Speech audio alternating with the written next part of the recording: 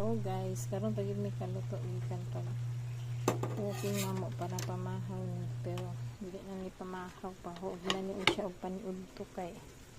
kuan man nagkaon na lang ni pandesal ganina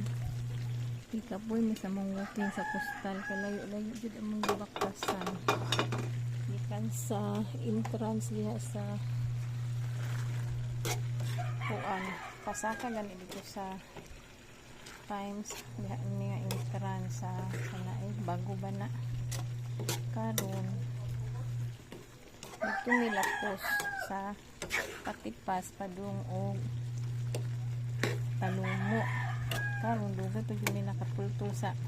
agianan padung og talumo nga saag pag-abot lang mo sa talumo iwan mamaktas ingon po ni isa di na lang daw mamaktas kay doon na lang daw so namaktas may gikan sa kanto sakko agi may grubi nga appliance center dayon hantod ni sa